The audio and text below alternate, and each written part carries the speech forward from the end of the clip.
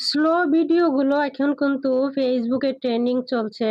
আর এই স্লো ভিডিওগুলো বানাতে গেলে অনেকটা ঝামেলা হয়। আমার দ্বারা সম্ভব নয় বন্ধুরা এইভাবে স্লো ভাবে বানানোর জন্য।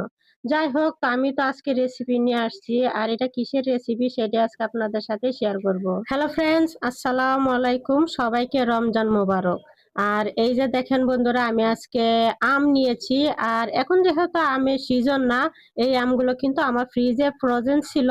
তো ফ্রোজেন আমগুলো নিয়েছি। আর এই যে দেখেন পুদিনা পাতা নিয়েছি। তো এগুলো কিন্তু আমার বারান্দার টপের পুদিনা পাতা, তার জন্য একটু ছোট ছোট। যাই হোক, তো আমগুলো আমি একটু ধুয়ে নিয়েছি। আর ধুয়ে এই যে দেখেন পানিগুলো ফেলে দিয়েছি।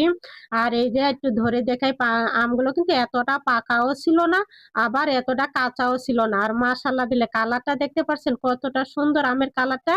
যাই হোক, তো আমি আজকে আমের জুস বানাবো, যেহেতু এখন রমজান মাস চলতেছে। আর সারাদিন রোজা রেখে ক্লান্ত হয়ে যাওয়ার জুস ছাড়া তো একদমই চলে না ইফতারে।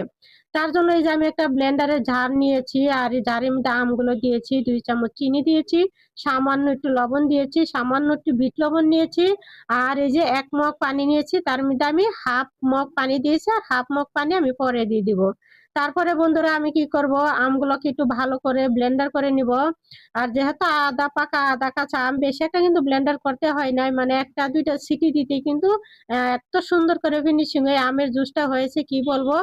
বাস্তবে যদি দেখাতে পারতাম তাহলে দেখতে পারতেন। যাই হোক, জানি না ক্যামেরাতে কেমন হয়েছে। আর এই যে দেখেন আমার কিন্তু আমরা ব্লেন্ডার হয়ে গেছে বন্ধুরা। আর যে পানি বাকিটুকু ছিল মগে, সেই পানিটাও দিয়ে দিলাম, দিয়ে চামচ দিয়ে একটু নেড়ে ছেড়ে নিলাম। দেখতে পারছেন মাশাআল্লাহ, আবার বলি জুসের কালারটা কতটা সুন্দর হয়েছে। যাই হোক, তো এই যে আমি একটা কাঁচের গ্লাস নিয়েছি বন্ধুরা। আর এই যে কাঁচের গ্লাসের মধ্যে আমি জুসটা ঢেলে দিব। আর এই যে দেখেন আমার কিন্তু আমের জুস হয়ে গিয়েছে।